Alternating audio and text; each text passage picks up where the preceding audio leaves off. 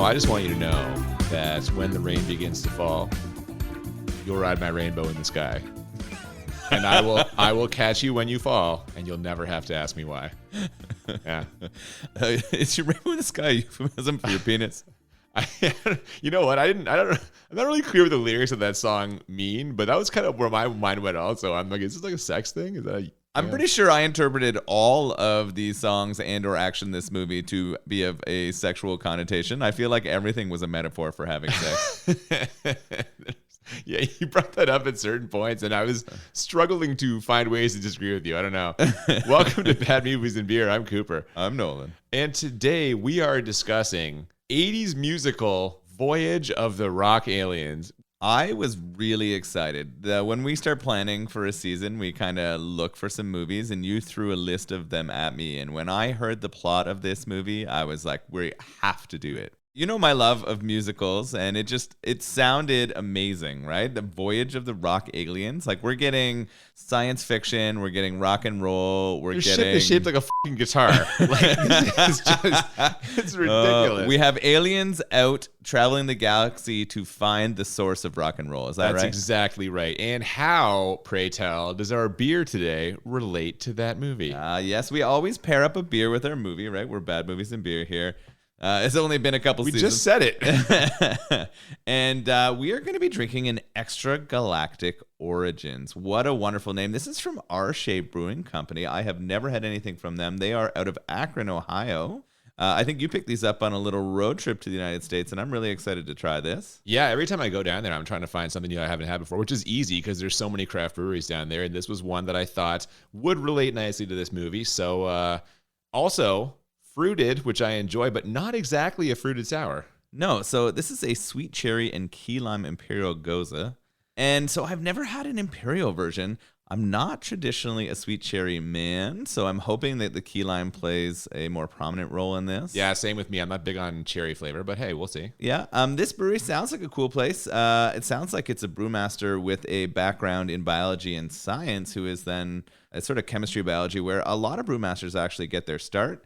And they make all kinds of different beers. It says malt heavy, it says hop heavy, it says ones that you want to crush on a Saturday afternoon. So I'm looking forward to trying my first Shea Brewing beer, and we'll let you know how we like it at the end. Yeah, I hope this is one of those Saturday afternoon crushers and not something a little more hoppy. I guess we'll find out. Oh, it's 8%, so I don't know if it's a crusher, but Jesus. Oh, that's the Imperial part. Yeah. Oh, yeah. All right. Well, let's get into it and find out.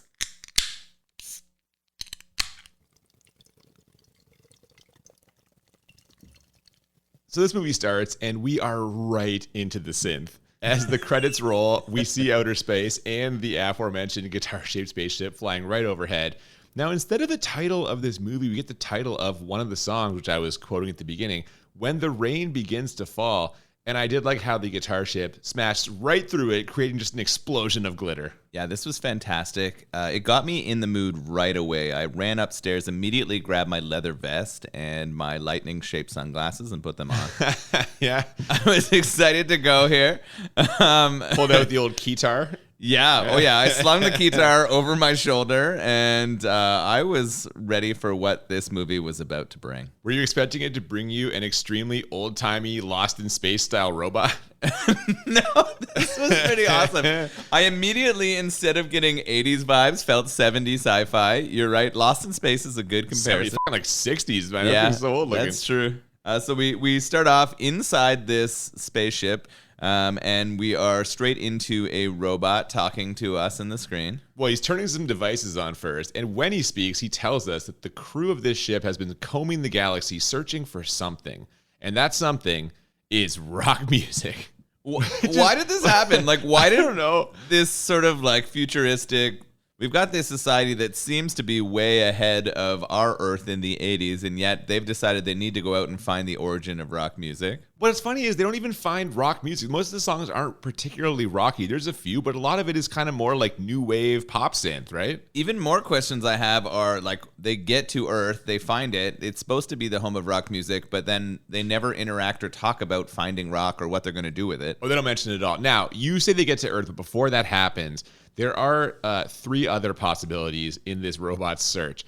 The robot, by the way, whose name is 1359, scans the first planet, This one has like puppets clanging away on something with like drumsticks. It's so fucking strange. Yeah, it looks like a throwback to the Muppets for sure. One of the puppets is like using its snout as a trumpet, and it's making sounds as those other ones are like banging on each other. It reminds me of there's like this really cracked out children's television show that you sometimes see YouTube clips of. I think it felt like that to me. Okay, I don't know what you're talking about, but I'm intrigued to find out. The next planet is absolutely not a winner. This has a bunch of kind of like old timers doing ballroom dancing, so that one's out. But the third planet is a definite maybe. Yeah, this one has potential. I think it was called Acacia or something similar to that. And they're watching, or it tunes in on a video screen for us, and we're about to break into like an early MTV video here is what it feels like. Yeah, the planet itself is kind of a post-apocalyptic thing, and we see there's a pair of rival gangs. One is a bunch of white guys led by someone who kind of looks like a young Peter Green, and the other is a bunch of black guys led by Jermaine Jackson. It's basically West Side Story, complete with hilariously choreographed dance fighting. Yeah, the dance fighting is fantastic. What did you notice about all their shirts? Yeah, so it's weird. The one gang is wearing like all white, and they're also the white guys. The other gang has kind of like leather stuff and like more traditional kind of post-apocalyptic. But the leader of the white gang, color clothes, not color skin, or both, whatever. It is both, yeah. He had, I believe, a mesh shirt underneath his white leather jacket. As well as Jermaine Jackson. Both leaders were wearing fantastic mesh shirts. And what was the name of this planet again? Mungo Jerry? It was. That's what I was going to say. They were just returning to Mungo Jerry. If you're just joining us, we try and work in 2 Mungo Jerry references per season. We've got our first one. So yes, I'm so excited about that. Yeah, so can't beat a mesh shirt. No, you can't. Like any person who's confident enough to pull off a mesh shirt, I give you props. The Jermaine Jackson singing, pretty good. And he has a leading woman with him here singing. It's Pia Zadora, who, okay, so she's on this planet, and she's also on Earth, as we see. She's playing the role of Dee Dee on Earth. And I know this raised some questions for you. Yeah, I was a little bit confused why she was both on that planet and also the person on Earth. Clearly, she was the draw for this movie. Like, I feel like someone was trying to get her career going, and that was the reason why this was almost created or put out. I was wondering whether the music industry had an influence in this movie being made. Okay, so you actually have already said sort of the answer to this kind of paradox we're looking at here. This sequence that we see on this planet is literally the music video for this song off the soundtrack. So I wasn't wrong that it was an MTV video. No, you were right on. My goodness. Yeah. Apparently, they made the movie, screened it, tested it, and were like, this is not, we need something else in here. And they decided the solution was just put the music video in because it's an up-tempo song. It's one of the better songs on the soundtrack. And the thought was it would like get people kind of into it. And they inserted it in a fairly clumsy way. Yeah. Oh, yeah. It doesn't feel like it fits with the rest of the movie. I mean, they make it work only because they're pretending it's a different planet, but otherwise the tone of it doesn't fit at all. And the fact that the same like performer is in both that music video and on Earth is confusing. Well, and the same song is on that video on Earth as we see at the end. Spoilers. That is true as well. So it is really strange to just insert that in there. I wonder, like, were they always aliens traveling the universe, or was that their solution to sneak it in? No, they were. Okay. This was literally just inserted kind of at the beginning as a way to get the music video in there, kind of shoehorned it in. Now, this scene plays out over the whole length of the song, and why wouldn't it? Again, it's just the music video. And once the dust is settled, 1359 decides that this planet is not suitable either. But Earth, why not? As it says on the old-timey computer screen. Yeah, this gave me a pretty good chuckle. It's funny because that's the only good answer for why they're there. Because they find music and it doesn't like make them go back or collect things. They just decide to stay and perform some of their own new wave. Well, that happens later, of course. But first, with the location established, it's time to wake up the crew. They're frozen, see, but like in a fridge instead of any kind of cryo chamber. They've also been miniaturized, so the robot sends them down a chute. And when they slide out the bottom, they're human guys. The effects here, they're basically like Ken doll size, and just that's it. They're not even remotely realistic looking. Oh, it is a person pulling a toy through a tube. You can like see the string pulling it along. Oh yeah, it's really bad. And then they fall out of a tube slide, the people. This is funny. The robot says 100% success, but when the one falls out still as a toy, he goes, 84% success. And one of them comes out upside down because, as we quickly learn, he's kind of the comic relief for this outfit. This is our group of aliens. They're also a traveling band, as we see as they get closer to Earth. We get what is essentially a montage here set to the song 21st Century by the band Rema. This is an actual new wave band they found for this movie. And nice little touch here. Part of the spaceship controls is an actual keyboard. They're just like, he's playing keyboard as part of them flying the ship. So this is a real new wave band? Yeah, man. They were never, like, this is by far the peak of their fame. Okay. I think if you look them up on Spotify, they have one song, and it's the one song off this soundtrack. Okay. All right. They definitely held the new wave vibes. Like, they felt like they could carry it a bit. They didn't seem like they were incredibly engaging, but I could definitely recognize that they weren't just making it up. That's the one thing I found about both kind of groups in here. We had a rockabilly group and our other one, and both of them were kind of doing a decent job at performing their own kind of style. Well, they've arrived, and once they do, they strategize about how they're going to blend in on the planet, and we get our first look at the town of Spielberg. Little subtle nod there to the director, and Lake Erie, like extra E in there, spooky, which, by the way, is just incredibly polluted and also has like a sea monster in it. Yeah, this zoom in of Lake Erie and telling them not to swim and all the stuff we get afterwards talking about how polluted it is and how filled with like nuclear waste is pretty hilarious. We transition quickly from them trying to scare us away from the water to a song about love on the beach. Oh my God, absolutely. It's Real Love, in which our main character, Dee Dee, sings about how she wants real love, duh. And again, we get just some masterful choreography here. Everyone's enjoying the summer sunshine in something that's basically right out of Grease. Like, I had Grease vibes this whole movie. Yeah, I think so. I think there was a lot of inspiration from those style of movies, right? The Grease type movie. It fit perfectly. The choreography, I agree, was just that, right? One person out front and everyone else kind of doing similar moves behind them as they were singing the song. We also have some like comic relief going on here at the same time too. She's performing this song while like two older people are kind of making out, and a larger woman with candy strapped to her is jogging on the beach. Wait a minute. She didn't have candy strapped to her, did she? Absolutely she did. There was like Snickers bars and all kinds of candy. Like in case she gets hungry while she's jogging? It was literally strapped to her. I know someone who's not going to like that. And his name is everyone. Well, everyone who watches it, especially I'm like that. You're gonna find that offensive. It was offensive. Well, I mean, yeah. But she comes to save the day though. Here, as our song's starting to wrap up, our sea monster tries to take the like pervy old guy making out on the beach into the water with him when the larger lady steps on its tentacle and it runs away. Hang on. First of all, I have to correct you there. Pervy guy on the beach. There's no 80s pervs. He's just some guy on the beach making out with someone. That's consensual, looks like.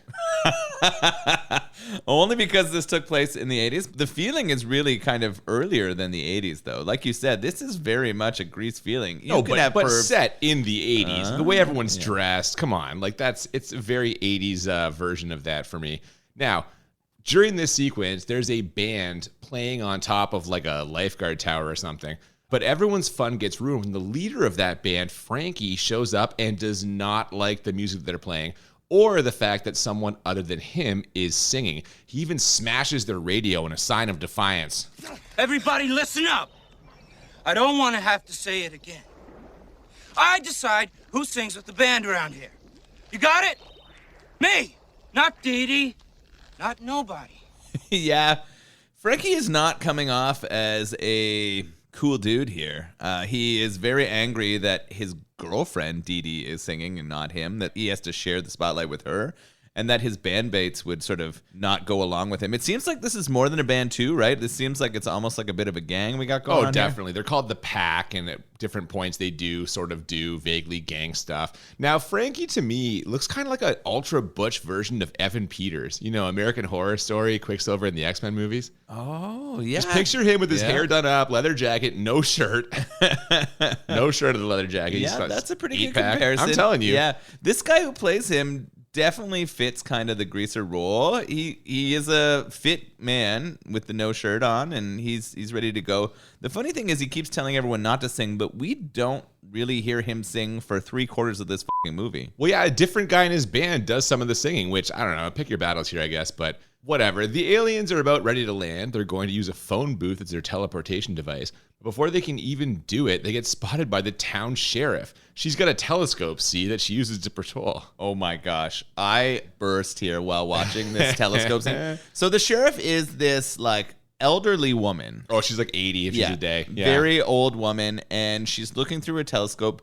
She's not actually looking at the sky, though. She has got it trained right on some kind of David Hasselhoff lookalike, just flexing his muscles in a window. No, hang on now. Listen, she's keeping the town safe. You know, if she just happens to catch a glimpse of some beefcake flexing through an open window, that's a coincidence. The speed at which she pulled her hand out of her pants to fall over that was did not extraordinary.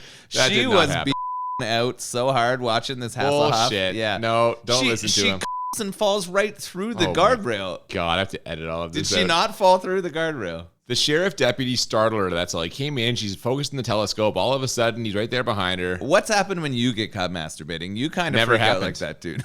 No, it's never happened. Eh? Yeah. We're on a tight ship. No, that's locks on all those doors. She's just distracted, startled. That's it. End of story. There are no 80s pervs.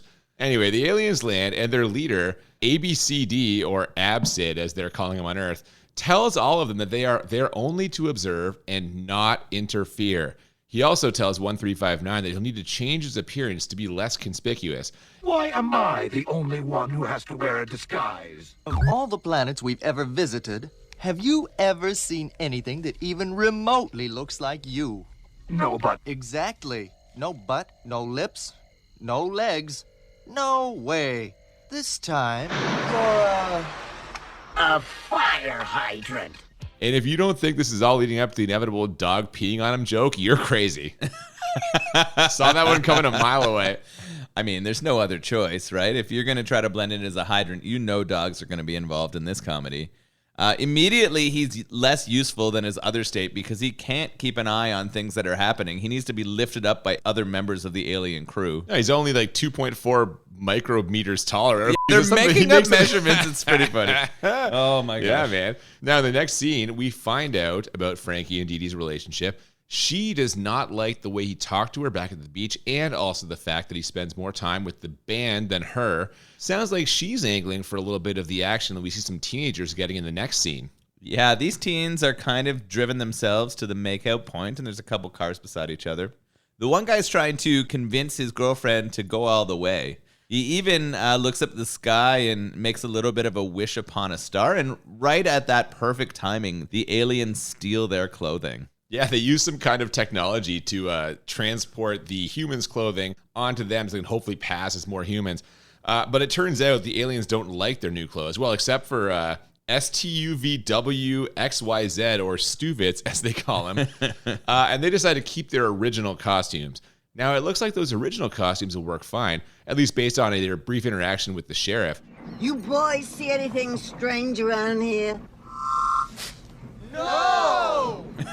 She just goes on her way. Yeah, keep on doing a good job, boys. Yeah. You might want to head to town. There's something strange going on. I'm looking for some aliens, but if you see anything, let me know. Definitely not the guys in the hot pink and black leather jumpsuits with weird glasses that all do like a weird salute. Like, no, not them. Not those guys. It can't be them. They're definitely from around here. I don't know. She's still in like a sexual ecstasy high. She's just not seeing anything. Damn, man. Come on.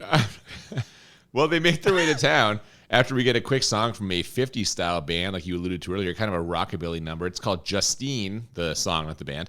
Even people in the diner are dressed in kind of that like stereotypical 50s garb. You get like a Buddy Holly-esque character in the back, like nerding around, eating ice cream. He's nerding so hard. I had a good laugh at this section. I find the rockabilly style and the dance and stuff kind of fun. So it's sort of building up and making the mood light until you have our Frankie character show up here. Did you also enjoy it when the aliens came in and started doing some prop comedy?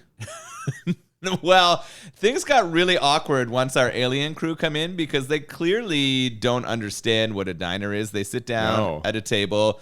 The one creeps a girl out so that she'll give up her chair, and then they all go around one table. They're dumping salt in their mouth and having it pour out. They're flipping napkins in the air, making it rain napkins. And, they build like a thing with straws. I don't know. Yeah, it looked like a Rube Goldberg machine or some kind of musical instrument. Like a roller coaster of straws. Yeah. They're having some problems acting normal is the gist of it. And speaking of problems, Dee Dee's best friend Diane can sense that her and Frankie are also having some. Now, Diane assumes it's a sex thing, but Dee Dee assures her that it isn't in our next musical number, You Bring Out the Lover in Me. This was a up musical scene. Are you thinking specifically the way it starts? Or Yes, what? Yeah. well, both, all of it in general. But this scene starts with the two of them talking in the ladies' washroom. Yep. And she's basically, the friend, Diane's basically saying that Dee Dee just needs to get a little bit and let him God damn. That's basically what she's suggesting. Yeah, you know what? I retract my goddamn. She's basically telling her you to give it up. Yeah, that man. is all she's saying. And we get this, like, from underneath the stalls, we have a whole bunch of women's legs with very childish underwear dancing. Or no underwear in one case. Well, yeah, which was kind of funny. I like that one. But it was. They get the feet moving from side to side in time with the music. Yeah, it's a weird start. And then all of a sudden they all burst out. Thankfully, their underwear's up, I guess. Like, I mean, that's... Mixed feelings about that one. Yeah, a little bit. Had to reconsider that statement. And so we have this choreographed dance in the women's washroom. The back of every one of the stalls has a topless picture of Frankie on it just to set the mood. Yeah, when you open the door, it's on the other side of the door. Yeah. So that makes you ask, were they using the stalls for bathroom purposes? What are you? You're on a bent with this. I don't know. All the women in Spielberg like are just out constantly. Well, I feel like that's what they're setting up for us. Good Lord. Yeah, I don't know why those pictures are there, but when Dee Dee walks out of the restroom, she catches the eye of ABCD or Absid, and he's so struck by her that he literally explodes. His arms and legs go flying off, and his head lands in a fucking ice cream sundae. There's glitter that bursts out of the seams of his arms. And confetti is like raining down from his limbs. The rest of his crew have to go collect his limbs and torso and take him back to the ship. What's weird here is, though, the other teenagers seem strangely unfazed by this. One of them says, some guys will do anything to impress a girl. Like, why are they not reacting to this? A dude just fucking blew up in front of them. I mean, I think as teens, they all recognize when someone has had their first like that's what this guy did, right? Like, this is the first time he's ever and it just was so powerful that his head and arms came up. These teens understand. They've all had wet dreams or had those moments where their limbs fly off their body at the point of completion. Depending how they were dreaming, maybe that's how it felt, right? Like this is so fucking silly. And we get some more alien silliness now as they carry their leader's body parts out of the diner, sneak past the sheriff, and reassemble him on their ship. And the way they do this is by tossing the parts into some kind of compartment. Then the ship like prints out a paper version of him that they inflate in a way that I frankly found very sexual. Yeah, it did seem that way. A lot of them were patting his groin. One of them was blowing him. Blowing into something. Yeah, the other guy's like fucking working some handle on a thing, but he's going up and down. I'm telling you, this whole movie is sexual innuendo. Whoever wrote this was like crazy horny and just couldn't express it. Work that lever. Yeah. Just up and down. You guys aren't patting his groin hard enough. The direction for this was probably very sexual. More groin work. Yeah, you guys need to pat that groin a little harder. Well, they inflate him. They blow him up all right. And and then they're all of a sudden, they're just performing music on a tractor. There's a simple farmer driving his tractor, and they're like wrapping up a performance on the beach that impresses Diane so much that she invites them to perform at a cotillion they're putting on at the school gym. This movie has a lot of abrupt cuts, but this one is the most bonkers to me. Not only did they do the set on this tractor, the farmer sat in the driver's seat the entire time they were performing. Well, he keeps sitting after they jump off and talk to Diane for 30 minutes. He's just in the background. It's such a really strange thing. So they've been invited to go to the cotillion, right? This is like a big high school dance. That's telling us, one, is this the first time we hear that they're all still in high school? Yeah, you know what? I think you're right, and I would never have guessed that by the age of some of these people. No, they all seem way older than high school students. That always happens. We've had that a million times already. So now we know they're in high school. Now we know that the New Wave band's going to perform. And well, no, hang on. He only agrees to have them perform once he confirms that Dee Dee will be there. As soon as Diane says, yeah, she's there, he says they're in. And not only are they in, he's going to bring a secret weapon. It's a female sexual response stimulator. They invented the vibrator. That's essentially, but like a remote one. Yeah, they have invented the vibrator that will turn on all women. You just have to hit the button. And I think they called it the panty flutter. Oh, man. This is why the sheriff let them go without any questions, I think, earlier in the movie. I don't know, man. Either way, him thinking about Dee Dee and using this fucking device on her leads us to our next song. It's called Little Bit of Heaven, and it mostly takes place on and off of the ship. There's some outer space green screen there, along with a couple of square wipes. And when he snaps back to reality, it's to the sounds of his crew and 1359 telling him that maybe using the stimulator might not be a good idea, as it's never been tested in this galaxy. But what could go wrong? Oh my God. So he makes the machine.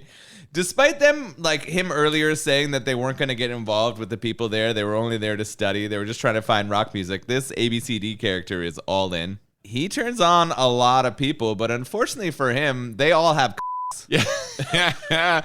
Something must have gone wrong in translation here, because he activates the device and it just turns on all the dudes in the diner who come and swarm him. This basically creates a dog pile. Dong pile? Yeah, dong pile. Yeah. He has to smash the stimulator to get them off of him. I don't think he smashes it. I just think the weight of all those dicks on him breaks it. All that hog meat pushing down the chambers breaks it. He was happy it did, because he knew he was in trouble. He was in a lot of trouble. At least two of them were inside him already. Luckily for Absid, Dee Dee is there to pick him off the floor, which, as I said, is lucky for him. But what's lucky for her is he's going to give her the opportunity to sing at the cotillion, which Frankie definitely wouldn't do. And you might be thinking to yourself, how could things possibly get any better right now? And the answer is montage. It's the one where they're getting samples of shit. Oh, and the guy ends up at the... Is that really a montage? The cow shit in the... Okay, yeah. This is the worst of the montages. Okay, it's not exactly a full one, but there is Yeah. a song and a few quick cuts between scenes of the aliens exploring and collecting samples. Stuvitz, who we know is the especially comedic one, is trying to get into a psychiatric hospital but can't. But at the same time, two particularly terrifying looking patients are trying to get out, which they do by chainsawing a hole in the gate. The most funny part about this whole interaction is after the two escapees from this mental institution get out of there, Stuvitz comments about how welcoming and nice they were. They didn't say anything to him. Pleasant. It was pretty funny. These are really pleasant patients. And you were correct. You were like, one of those guys looks familiar. Have you ever seen The Hills Have Eyes? Yes. So one of them is that weird looking guy from that. He's been in some other stuff too. yeah, He's probably most well known for that. Yeah. Yeah. So they're out though, no problem. No one's pursuing them or finding it odd that one of them has a chainsaw. I'm pretty sure the sheriff drives past them and says everything is okay. She's got other things on her mind. Definitely. David Hasselhoff. God damn it. While this is going on, Absid and Dee Dee are enjoying some milkshakes at the diner when Frankie shows up, and that's gonna be trouble. Nothing that old ABCD can't handle, though, as Frankie's goons are unable to break through his defenses. Oh, my goodness.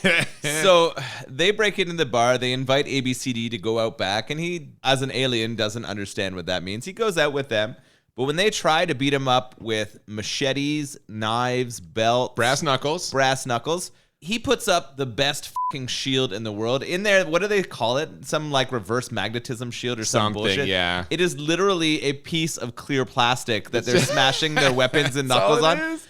And it's You can clearly see it bending. wobbling. It's Yeah, wobbling oh and my God. bending, but they're acting as if it is the hardest thing in the world. When the guy tries to punch it with the brass knuckles and then pretends to fall down because he's hurt himself, it is one of the most bullshit scenes we've seen on the podcast. He slides down. Oh my God. It's so bad. It is perhaps the most low budget effect of all of the low budget effects that we've seen, and that's saying something. It very well could be. Yeah. So Absid handles this no problem. And speaking of handling things, those two escaped mental patients are seamlessly adjusting to life on the outside. They manage to load up a shopping cart with weapons, and they even throw a friendly wave at the town sheriff. As we quickly see in this scene, she is not exactly leading a crack team of skilled officers here. No, her whole crew is pretty bad. The second in command seems to be just as clueless as she is, and then all the other officers are brutal.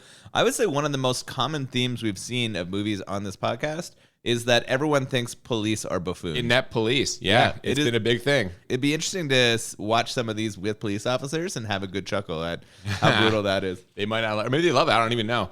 She does send one of them over to patrol the cotillion, though, and that's a good thing because the two escaped mental patients are there, which leads to a ridiculous fight scene between the officer and the Hills Have Eyes guy.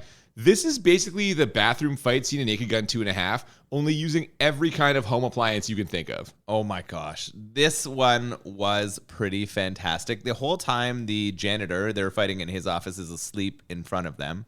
The things that they pull out to use are an electric knife that you would carve a turkey with. Yep, turkey carver. Yeah, that one was pretty funny. It cut through the police officer's gun. Well, yeah, that was insane. It cut right through the barrel of like a Magnum gun. Yeah, I was just like, no. There was a mixer. Oh, yeah, like an electric mixer got used. And then the funniest one by far is the electric can opener. Well, I thought that was hilarious, and mainly because the way that the officer defends himself was by grabbing a can. The guy comes out with the can opener. The officer jams the can there, and it's opening the can in fucking soup or beans or something. Yeah, spilling everywhere all over him. It does finish with an electric toothbrush. Just like Naked Gun 2.5. And an extraordinary amount of paste coming out of his mouth. Just like Naked Gun 2.5. Is that what happened? Yeah. Oh, yeah. Ugh. But when we're like, is the officer dead? Did the guy finish it off? I No, didn't know. he just brushed his teeth into submission and left him there. We see the officer make a call from a payphone covered in fucking toothpaste later.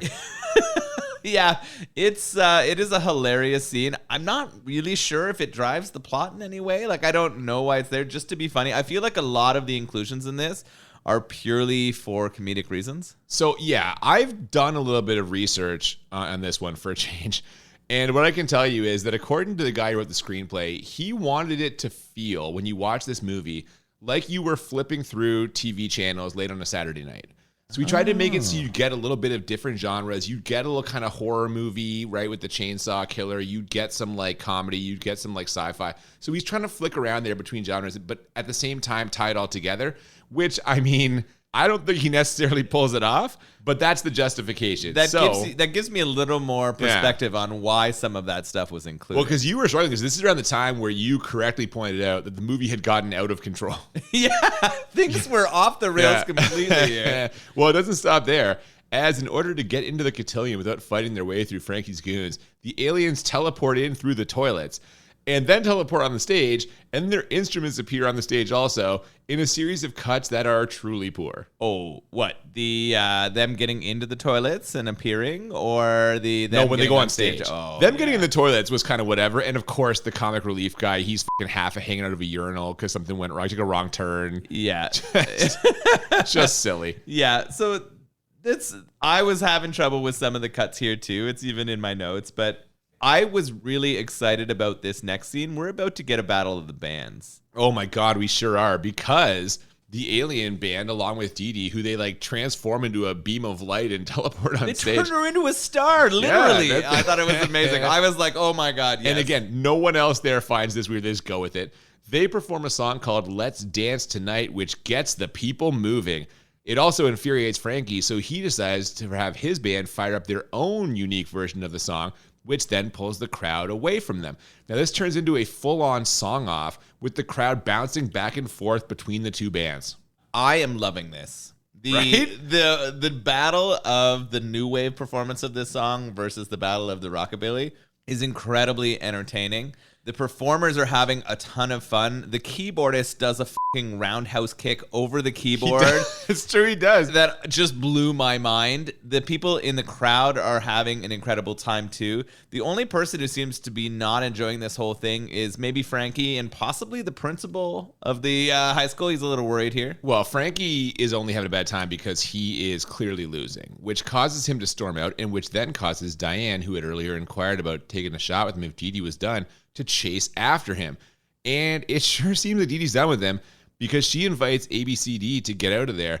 But we know he broke the sexual response stimulator, so what's he going to do? Yeah, he can't use that machine to get her off, so I don't know.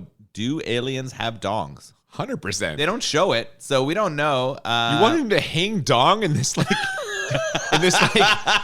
I mean, for science, yes. I need to know if those aliens have that's true. Yeah, this is all an interesting scene, right? When Frankie runs off, Diane is hot on his heels, like sloppily, like falling on her own so she goes after him. No, come on. She's taking her shot. She's been pining after him. Dee Dee's out. He's upset. She's going to go console him. But unfortunately for Diane, she finds the Hills Have Eyes guy and his nice long chainsaw. Yeah, that's not the kind of length that she was looking for. It's a super long chainsaw, though, for the record. It is Good on that guy. It's an industrial chainsaw. That guy definitely picked the right tool. It's not Is he overcompensating? Yeah, maybe. I don't know. You called him weird looking, right? So maybe he needs to have the big... No. So he's chasing her down, and we think things are going to go badly for her, but what ends up happening? Well, luckily for her, the chainsaw breaks, and even more luckily for her, I guess she's like a mechanic. She pulls out a fucking bunch of tools from her purse and then starts fixing his chainsaw. What a weird sidebar this was. It was really weird. Now, I had noticed earlier in the movie that she was wearing a mechanic's belt and I had didn't tools notice all over that. her. Okay, yeah. This is why I think it's all a metaphor. Well, I think if she hadn't used the phrase "get it on," you would not have thought that. What's the matter? Can't you get it on? Oh, nuts! Hey. That's no way to treat your tool. This is gross. When was the last time you lubricated this thing? Oh, no. Yeah, never. You haven't been taking care of your own tools, is what she said. Gotta lube up. You got to. And she's like, I'm going to teach you how to do that. So Diane is like a bit of a hero in this movie, right?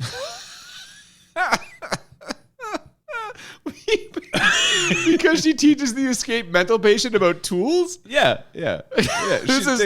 We've done a lot of rounds of who's the real hero of this movie. This is a fucking stretch, is all I'm saying. But hey, man, it's all good. You mentioned how strange this is. What's also strange is Dee Dee and Absid's walk by the water. She spends most of their time there explaining why the lake is polluted and how the town attempted to clean it up. And he spends most of his time trying not to in his space pants. They talk all through the night about their hopes and dreams and the band they're going to start together. And the next morning, he tells her that he's an alien. This leads to a fairly funny moment when she's like, Well, that's okay. There's lots of English bands. What about Menudo? What a classic mix-up. She thought he's just an illegal alien. Oh, yeah. He quickly tells her, no, I'm not from this planet. And she seems okay with it. Also, the fact that she hadn't figured that out yet is baffling to me. Yeah. When he turned her into a fucking star and brought her on stage, if that wasn't enough to tell you that he was extraterrestrial, I don't know what would have been. Yeah, that and the fact that he exploded and they put him back together, it might have tipped her off, Every time that he jizzes his pants, he also steams out of his arms and neck. I don't do that. Do you? Yeah, no, it's ridiculous, but again, we're in a fantastical 80s musical. What can you do? Meanwhile, confronted by the idea of a life without Dee Dee, Frankie looks deep within himself and decides to dissolve the pack. Then he looks deep within his quadruple-wide locker and a glamour shot of Dee Dee, and what he finds is the nature of the beast. Holy This song is essentially railing against traditional concepts of masculinity, and if the lyrics don't sell it, the cougar jumping around during these scenes definitely does. This whole section left me speechless. It's incredible. It is the best musical performance of the entire movie. Do you think so? Not in terms of quality, but in terms of blow your mind. Yeah. Yes, absolutely. It's the most impactful one. After breaking up the gang and going to his locker, he looks sad. He puts in his combination, and you're right. He swings open 4 fucking lockers. They all open, yeah. It's 8 because they're the half lockers. It's 4 on top and 4 on the bottom. He's got that whole section carved out for himself. It is all covered in red velvet with a giant picture of Dee Dee that is lit up. With chains around it like a frame. Oh my goodness. It is one of the creepiest shrines you will ever see in your entire life, and it's in his fucking locker. When he starts singing about the nature of things and a cougar appears in the high school hallway. Well, first it appears in nature. We just get a shot of a cougar jumping across some rocks. Also jumping across some rocks, a couple of female dancers. There are a whole bunch of claw hands in this section. It was incredible. It looks like they pulled these two right out of Cats. They've got the makeup and the moves. The video transitions from them being in the high school to nature, like you said, and then it's just shots of cougars, these dancers, and then him walking topless and with torn up pants. What happened to his clothing? This guy is washed up on shore. He's been shipwrecked. Yeah, exactly. It's on an island of traditional masculinity, and he wants off. I thought you'd be all about this. Well, This is right up your fucking alley. I told you, this is my favorite performance of the entire movie. He's out in nature. The two dancers are behind him. His cougar's there, and he's singing this song all about how he's ready to be a changed man. The best shot of the entire thing, though, is what? The eyes. Yes. We get a close-up of his face, and we get that thing where you can kind of see behind it. They overlay 2 shots or something, and the cougar jumps across his eyes. We both just died laughing. It was amazing. This would have made an incredible 80s music video. Who's to say it didn't? It's possible based on the fact Bad that they song, already though. shoved It's not a one in great here. song. The song's Yeah. not, but the video that like accompanies it would have made this song a success. Well, hang on now. In video format, not on the radio, but in video format. I don't know anyone that could have watched this and not just been laughing the whole time. It's f***ing hilarious. Now, it turns out the pack maybe doesn't want to be dissolved. And similarly, after hearing a bit about the alien planet, Dee Dee decides that maybe leaving her life on Earth behind doesn't sound that appealing after all. So she just bails. And from there, stuff really starts picking up. The pack figures out the Ray guys are aliens. The escaped mental patient, who's not the Hills Have Eyes guy, tries to kill Frankie. And that giant sea monster has somehow entered the school, and there's tentacles everywhere. How are they going to get out of this one? Yeah, shit has just gone from 0 to 100 Yeah. really fucking quickly.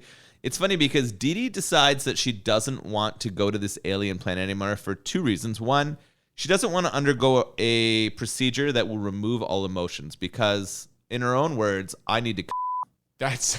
And then two. No. Two. She's wondering about how, without emotions, a person can feel love, and how therefore you can have like the romantic kind of sex. It was interesting because this procedure that all the aliens have gone through has removed all emotions, yet somehow they can still have physical satisfaction. What's fucked up is he asks her if she loves him, and then she's like, "I think I do," and he's like, "Great, let's get that right out of you."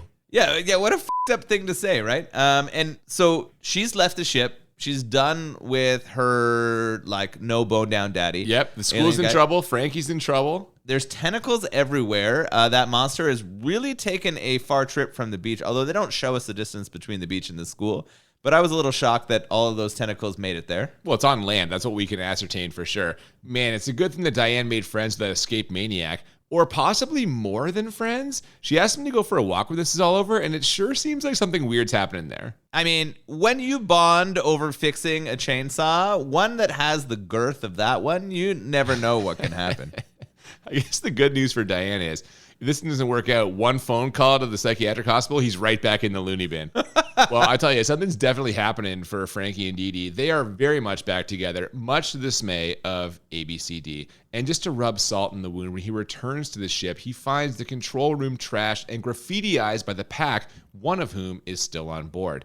Now, the rest of the aliens think they should disassemble him, but ABCD tells them to let him go. And just to prove that he's not holding a grudge, he transforms the pack, who are about to attack Frankie, into a troop of gay scouts. Or scoutmasters? That wasn't totally clear. Yeah, they definitely went with some 80s stereotypes. Boy Scouting, particularly the leaders of Boy Scout troops have been...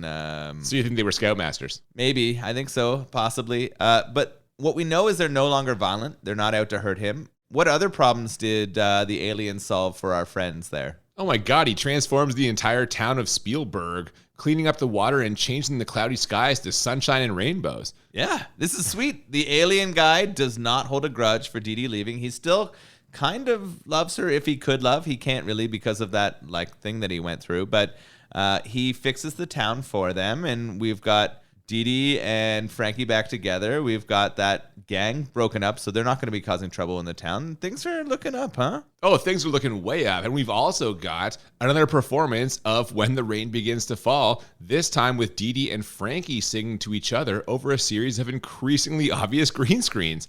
And just to put a bow on it, ABCD finally lets the comic relief guy drive the spaceship. And does he ever? Dude blasts us off right into the credits. This music video with the green screens is tremendous. It really is. You get them from like the waist up. It's all just background and it's, yeah. It doesn't age well. From a technological standpoint, no, but the message is timeless. Oh, it's beautiful. So love has found the town of Spielberg.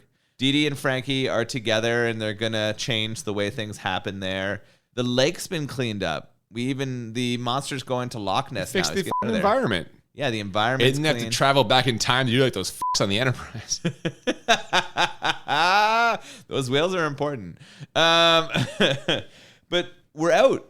We head out here. We don't know what happens to the rest of them, but we assume things are better for them in the town of Spielberg. And we don't know what happens to our alien friends. We just know they're off to continue to explore the universe. They're going to take their data about Earth back to the homeland and just, keep looking for rock. They didn't find it. Is that what happened? I was a little confused at the end there. I didn't understand why they like didn't record anything or bring any sounds back from the rock music. You know what?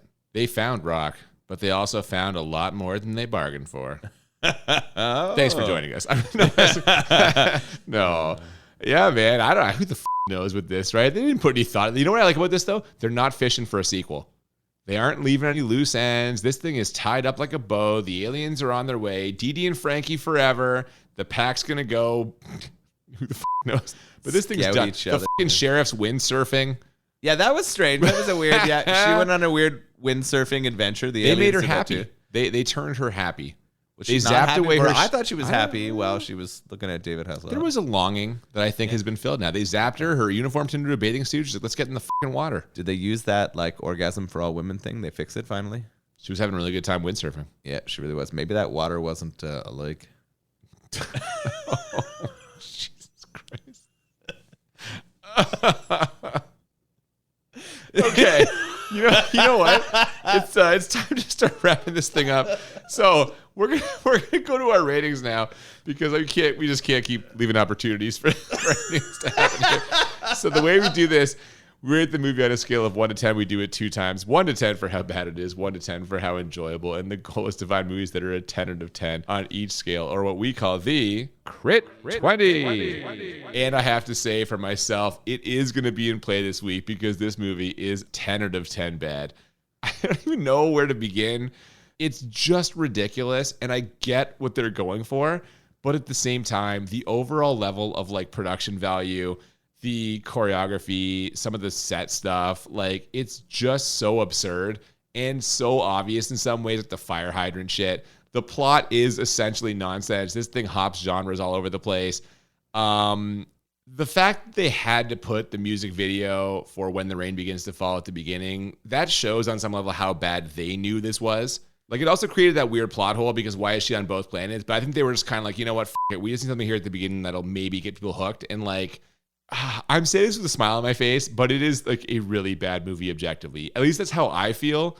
What do you think, Noel? Now, we didn't really talk about the fire hydrant. We kind of let that one slip. Yeah, he's still around. He's in the background. We brought it up. A dog did try to piss on our robot, but instead the robot sprayed the dog first. Yeah, it didn't quite go the way I thought it was going to. Also, they had a nice joke in there where he turns into a fire hydrant and hangs out outside while the aliens go in the diner. And because he stops in front of a car, that car then gets ticketed for parking in front of a fire hydrant, which wasn't there when the car parked. That's kind of funny. Yeah, there's some good comedy in here for sure. The people who made this were not taking themselves seriously. No, and that's why I feel kind of weird giving it a 10 out of 10 for how bad it is. But like objectively. Yeah. So just the concept itself is absolutely ridiculous. Yes. The idea of having aliens travel the universe looking for rock and roll, and then having those aliens who are a new wave band come to town and then sort of compete in a battle of the bands is just a spectacular idea. Like, it's so good. From a money-making studio standpoint? No, absolutely not. Yeah. For make a ridiculous movie that should be reviewed on a bad movie podcast, absolutely. This thing is like the easiest 10 that I can absolutely think of, right? Okay, yeah. The whole thing makes sense for being on our podcast. It is a 10 out of 10 bad. The acting is atrocious. Yep. I think the lead actor, she's there more for her musical talents rather than her acting talents. Or? Yeah, I mean, she does okay as kind of like although some scenes she seems kind of oblivious, which maybe that's the direction too. You never know, right? How much is acting choices versus directing choices and editing. Frankie's awful. His whole crew is a bunch of bad actors. Yeah, not great. The new wave people are not great either. You can kind of tell they're a band and not a bunch of actors. Well, yeah. The sheriff. Yeah. The acting's bad. The story's weird. The effects weren't great at all. God damn. The really effects at the beginning when they're thawing those guys out, they're laughable. They're laughable effects. I also found the love story / love triangle kind of stuff really bad. It didn't work well for me in a like sci-fi musical comedy. I didn't like how they did that. So I had it as a 10 bad. Okay, but how enjoyable on a scale of 1 to 10 did you find this movie? I don't know that I've decided yet. Okay. Do you want me to go first? Yeah, I think so. Can I give you the list of things that make me pop? Then you can give your rating, and then I'll come back with mine. Sure, yeah. So the concept itself is fucking hilarious. Yeah, right? I love this idea. I picked it out instantly from that stack of things, and I didn't even read what it was about. Just the title itself is amazing. Voyage of the Rock Aliens. Yes, sign me up. I mean, the guitar spaceship. Yeah. Oh, so good. Yeah. The music and the fact that it is basically like an early MTV video is amazing. I love music and music videos, so this was great for me. I want to jump in here for a second. We're just going to combine. I'm going to just give my rating, but you're checking a lot of things I want to mention also. Many of the songs are catchy. Oh, God, yeah. Like, I won't lie. I have definitely loaded up the soundtrack on Spotify a few times. Oh, I'm going to it. now. Yeah, this is, I want to hear some of this. I both want to hear this new wave band a little more. Oh, you're going to find one song of theirs in the soundtrack. The rest is the Pia Zadora Everything else is Pia Zadora, yeah. And I would like to see some of her stuff too. The inclusion of a like sea monster for no reason and a poison Lake Erie is just special. I don't know. That just seems creative to me. So all of that together, like, added to what definitely made me enjoy this film. Oh, yeah, me too. And I think for me, it's so bad for all the reasons that we described. But at the same time, I kind of love it. I kind of love what they went for. I love how ridiculous it is. I love many of the songs. I love, again, just those 80s vibes and how ridiculous it is. I love it so much that I'm going to give this a 10 out of 10 for enjoyable. It's a crit 20. Oh, it happened. I really enjoy it. Oh, my God. This is my second viewing, and I enjoyed it like no less on the second viewing. I had a really good time with this movie because I feel like it's a really good time. Ridiculous as like, again, really bad, but bad in a really fun way. That's amazing. I didn't know if that was going to come. I was hoping it was going to be here, and I'm glad it did. This movie was really enjoyable in the fact that it was so ridiculous. I just shared before a lot of things that made me pop. I love the songs. The costumes we didn't talk about, they're pretty good too. Yeah. Particularly the alien ones. The glitter. There is craft herpes all over this, and it's fantastic. That's a throwback. Yeah. It's a throwback to our Can't Stop the Music episode from season 1. Absolutely. Yeah. The best outfit that Pia Zadora wears in this entire thing is this dress when her upper body is also covered in glitter. I think it's when she's dancing with the alien and they're imagining their future together. And it is on the ship and also outside. Yeah, it's fantastic. She's glowing in that. Overall, I did not find her that catching. Like, she wasn't, for me, someone who would pull me in. I think I could use someone else in that role, I guess. She was talented enough. It's the Kelly McGillis Top Gun thing. Yeah. Yeah. I feel like someone could have pulled that off. Could have been someone better out there. Yeah. But she's a singer, though. She can sing. Oh, yeah, absolutely. Yeah. I think so, too. I just, as the person they were all fighting for her, like, yeah, she wasn't there for me. But Hang on. Did you see anyone better out there, though? No. Not in this. So, but there you go. That's like, but you create a woman like this. You're left with what you got in the town, man. If she's tops in the town, she's going to attract the top talent. That's fair. You're right. Oh, you know what? There was one girl in that song, Justine, that was like the bar, just like staring down the band. That was maybe. I mean, I don't know what you prefer, but yeah, we've derailed my enjoyability. I'm sorry. You're right. I apologize. Yeah. I also really, despite how much I've joked about it, I enjoyed the sheriff and her liberated sexuality. I thought that was good. So for all of those facts, for the new lake created by the sheriff, I'm also throwing down my crit 20. What? Yeah! Crit 20. Well, fucking both of us at the same time. This has never happened before. We haven't had a movie. Yeah, we've never had a movie where we both did it. No, it was a 20 and a 19 every time. Well, here we go. Wow, man! We've done it. Voyage of the Rock Aliens. Wow. Okay. Yeah. If you have not seen this movie and you love the 80s, I think you got to watch this fucking movie. Yeah, this was really, really fun. What an insane concept and execution. It's a curiosity is how I would describe this movie, but one that's worth exploring. And speaking of which, did you think that this beer was worth exploring? Yeah. Just like the movie, it kind of started out with a weird tone. Like, I didn't think it was going to fit the whole beer, but as I kept drinking it, it grew on me for sure. I enjoyed it more and more. It was not difficult to drink for an imperial beverage in any way.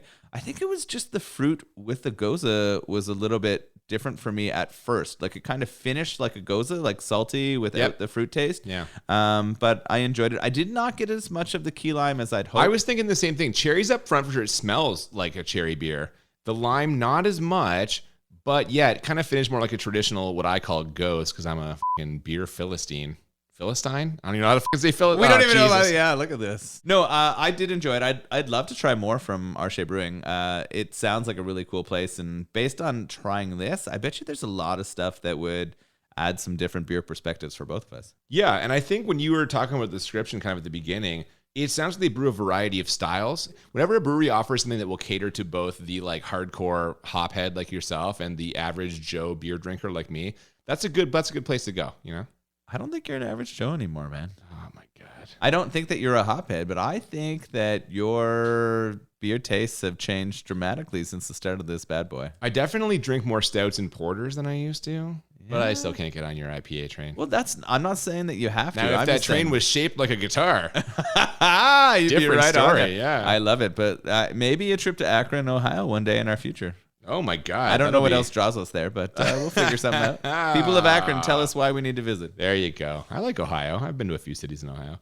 Well, as long as we're talking about people and telling us things, next week's episode is going to be our first audience request of the season, requested by an old friend of ours, the manager of McLean's Pub in Montreal, where we drank a lot of beer before recording our Swamp Thing episode way back at the beginning of our very first season. Maybe our groggiest episode ever. That was a tough one to get through, but I think in hindsight it wasn't as bad as we thought, but whatever. You can check it out for yourself. Either way, next week, Judy, the manager of McLean's, has requested that we talk about Double Team. Oh my God, JCVD's back. It's your boy JCVD alongside NBA. Is he a Hall of Famer? I don't think so. Dennis Rodman. He's definitely a legend. If you're going to say a name that people recognize, Dennis Rodman has to be one of those NBA names. Alongside NBA and hot tail pulling legend Dennis Rodman. He's nailed some hot ladies. Yeah, he got around, didn't he? Carmen Electra? He's cleaning those boards. Oh, headboards. Jesus Christ. Well, yeah, that's going to be what we talk about next week. Is one of Van Damme's later nights. Kind of we're past the peak of Van Damme's career. We're on the downslide. I don't like to talk about that time in his career, but I'm going to admit that's not where his best work was done. But you're going to have to sit through at least 90 minutes of it when we talk about Double Team next week. Before then, if you have not already, please follow us on social media at the BMB Podcast on Twitter and Instagram. If you'd rather send us an email, it's thebmbpodcast@gmail.com. Sure, if you have another request for this season or some general feedback, suggestions, or the correct way to pronounce Philistine. Or Goza. Yeah, exactly. We'd love to know that as well. Thank you so much for joining us today. I'm Cooper. I'm Nolan. And we'll see you next time on Bad Movies and Beer. Keep it DD. Prepare for a musical invasion.